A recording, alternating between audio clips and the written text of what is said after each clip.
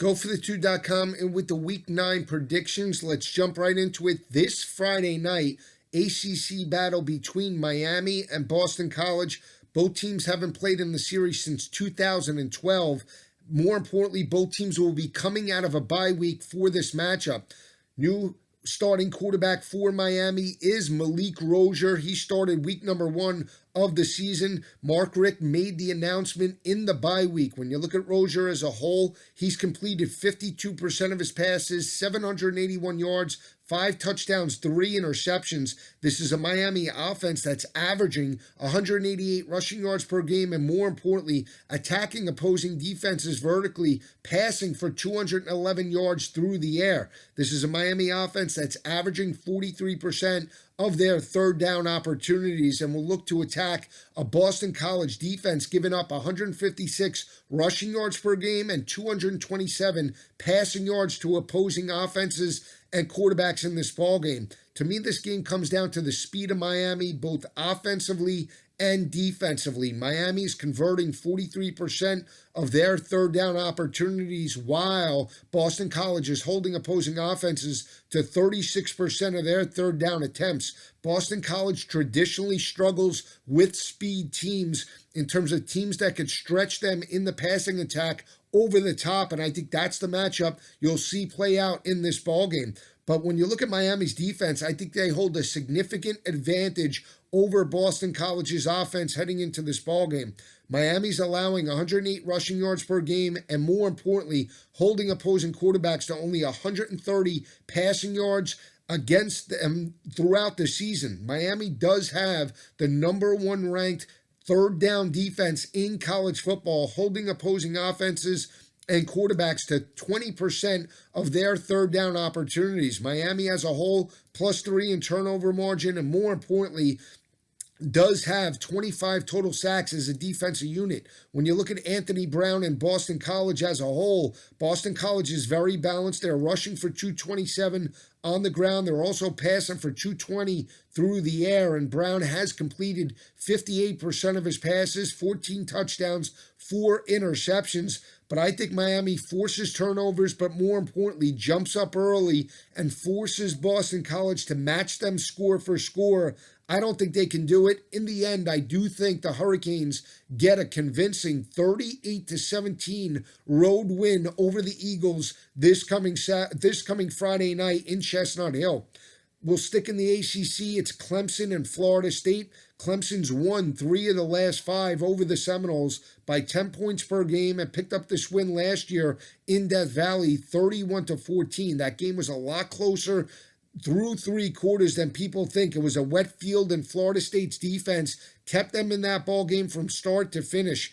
When you look at this matchup as a whole, Clemson coming off a dominating home win over NC State. That offense and Trevor Lawrence, he passed for 308 yards last week with 1 touchdown. Clemson is averaging 256 rushing yards per game. They're also passing for 265 through the air, and I think that's the matchup that you want to keep an eye out on going up against Florida State's defense. In terms of that matchup, can Trevor Lawrence stretch that defense vertically? When you look at Florida State as a whole from an offensive perspective, they're averaging 98 rushing yards per game and passing for 265 through the air with their quarterback, DeAndre Francois. Last week, Florida State did rush for 130 yards on the ground against Wake Forest, their first 100-yard rushing game since their win over Northern Illinois, where they picked up 121 rushing yards on the ground against the Huskies in the home win. When you look at Francois as a whole, he's completing 60% of his passes, over 1,800 yards, 13 touchdowns, 6 interceptions. This is an offense that can challenge Clemson vertically as well in terms of formations and forcing one-on-one matchups in the passing attack. The matchup that you want to see is, can Clemson create pressure up against a suspect offensive line in Florida State? When I look at Florida State from a defensive perspective, they're getting better in the secondary from a statistical sense over the last 4 games. When you look at Florida State as a whole, they're rock solid in terms of rush defense, holding opposing offenses to only 100 rushing yards per game. They're giving up 264 passing yards to opposing quarterbacks. But over the last 4 games of the season, Florida State has only allowed 83 completions of 174 passing attempts. That's right in the area of 47%. I think that's the matchup going up against a young quarterback in Trevor Lawrence. Can Florida State force 3-and-outs and give DeAndre Francois and their offense a short field to work with during this game? I think they can do it. When you look at Florida State as a whole, they do have 25 total sacks as a defensive unit, and more importantly, are holding opposing offenses to only 33% of their third down opportunities. In the end, Clemson wins. This is a rivalry game, but Florida State pushes the Tigers to the limit. Keep in mind, I think Clemson could be coming off an emotional high after last week's critical home win over Ryan Finley and the crew. Clemson survives with a 34-28 win over the Seminoles this coming Saturday afternoon in Tallahassee.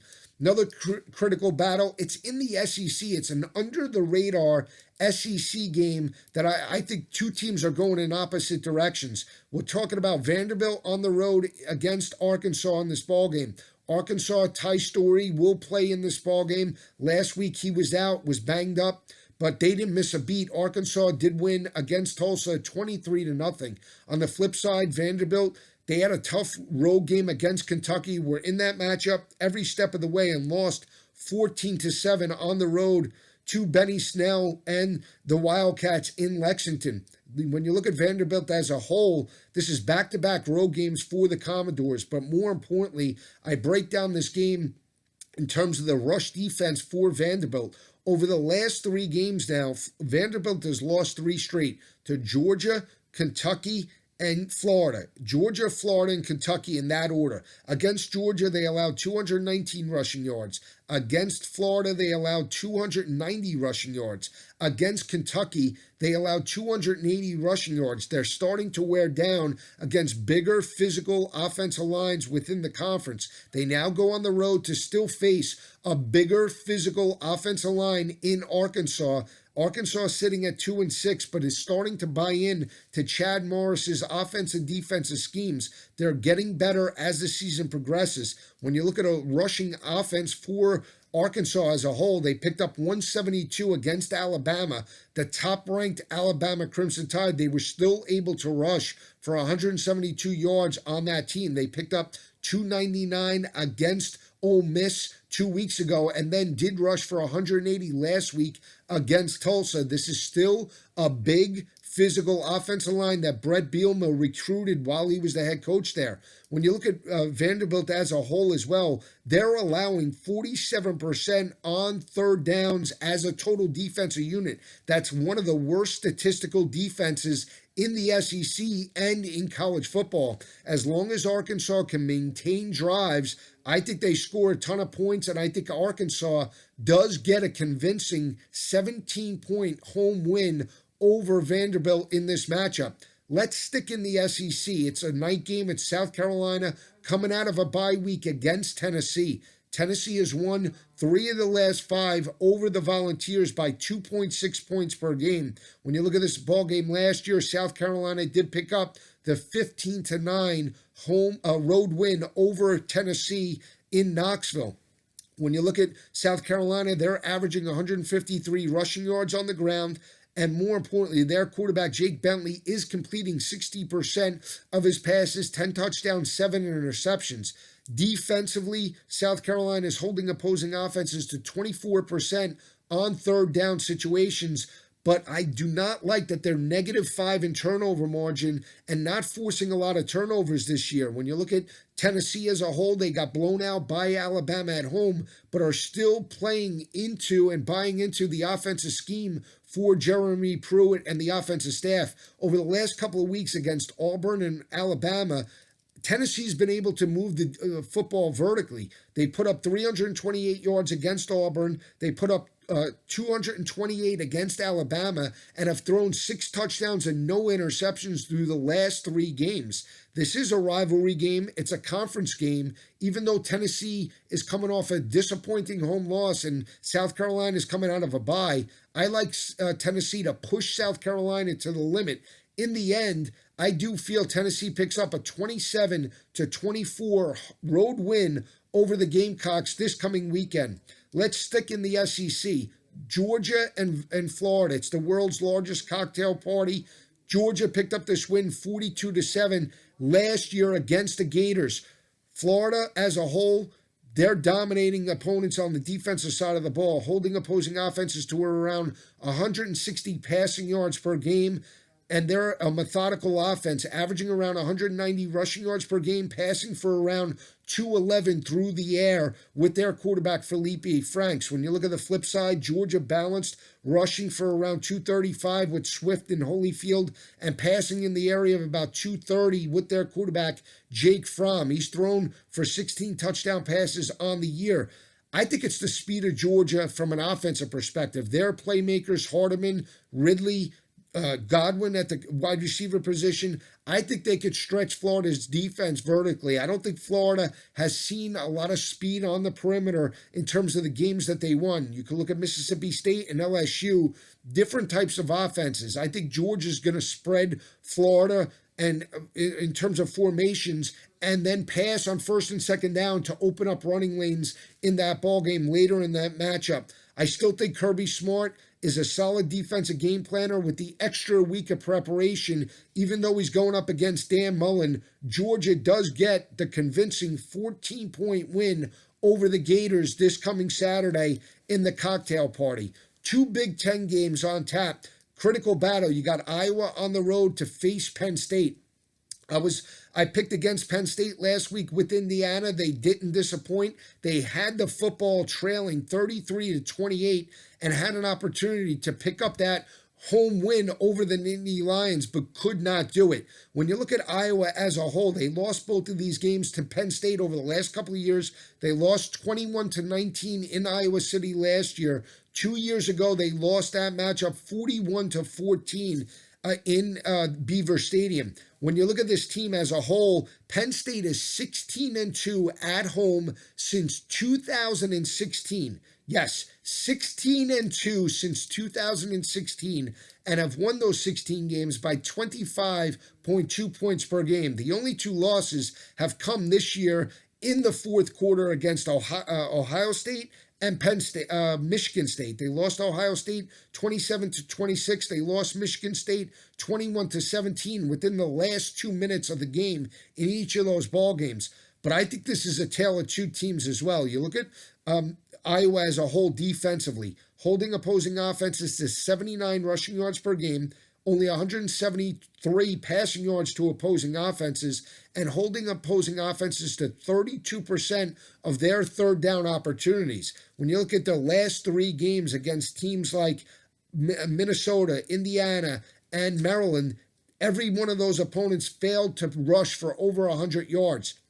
When you look at Penn State as a whole, you look at their offensive production last week, it was all Trace McSorley. Indiana was a very undisciplined defense that over-pursued, allowed Trace McSorley to break, contain, and more importantly, make plays in the passing game.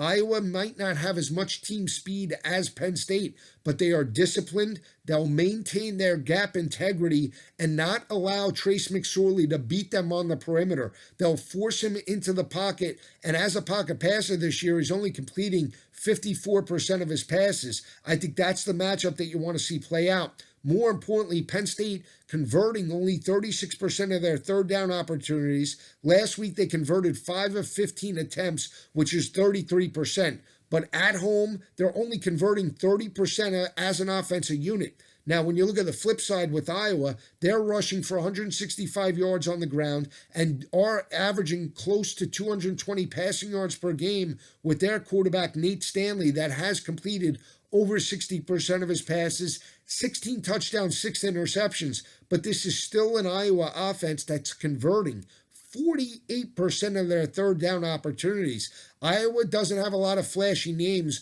but they move the chains on third down, and that's a critical matchup going up against a defense in Penn State that can be getting worn out. When you look at the last three games in terms of their pass secondary, Penn State is starting to wear down. They allowed 270 passing yards to Dwayne Haskins in Ohio State. They allowed 295 to Brian Lewerke and Michigan State, and allowed Peyton Ramsey and Penix, the quarterbacks for Indiana, to pass for 330 yards on the road in Bloomington. Now they face a very solid quarterback in Nathan Stanley. I think this game is high scoring. I think Iowa does get the upset over Penn State. Not going to be easy, but in the end, Iowa does pick up the 35-30 road win over the Nittany Lions this coming Saturday. Let's stay in the Big Ten. Critical battle between Wisconsin and Northwestern. Wisconsin has won 3 of the last 5 over the Wildcats by 17.3 points per game. They picked up this win last year in Madison, 33-24. When you look at Northwestern, they almost were the talk of college football by almost getting knocked off against Rutgers last week in New Jersey. They won that ball game 18-15 and held on to get that Big Ten victory. On the flip side, Wisconsin dominated Illinois and ran away with a 29-point victory, 49-20. But now they go on the road to face a Northwestern team that is very good at home and, more importantly, seems to be finding their groove again offensively. Now, they're a one-dimensional offense still, Northwestern is, only averaging 78 rushing yards per game, but they're passing for 296 yards through the air. And when I look at this Wisconsin defense, they seem to be getting worn out as well. They're giving up 165 rushing yards to opposing offenses, but over the last 2 weeks, they allowed 320 rushing yards to Michigan in the blowout road loss. They also allowed 211 to Illinois last week. Now they face another Big Ten team in Northwestern that is still physical on the offense and defensive lines. I look at the secondary of Wisconsin. They're going to have to play man-to-man coverage and force Clayton Thorson into long third down situations. And this is a Wisconsin offense that is allowing 36% of their third down opportunities as a third down defense. Not the same dominant defense that we saw under defensive coordinator Brian Leonard last year. I think Northwestern is into this ball game. They possibly could have been looking ahead last week in the road win over Rutgers. I think they're a live dog here. In the end, I think Northwestern picks up the 28-24 home win over Wisconsin. I'm not sold on Alex Hornibrook as a solid quarterback. He goes back on the road. He struggled with inconsistency, only completing about 58% of his passes. In the end, Northwestern strikes the upset over Wisconsin in Ryan Field in this ballgame. Stay with me all season long at GoForThe2.com. If you want more top 25 games, they'll all be available this Saturday morning on the radio and TV show Fantasy Sports Radio and Television Network, Channel 238, New York, New Jersey, or Connecticut, Optimum Cablevision, or you could stream it live. Channel is FNTSY. Show is called College Football Today. Have a great week, everyone. We'll see you on Saturday.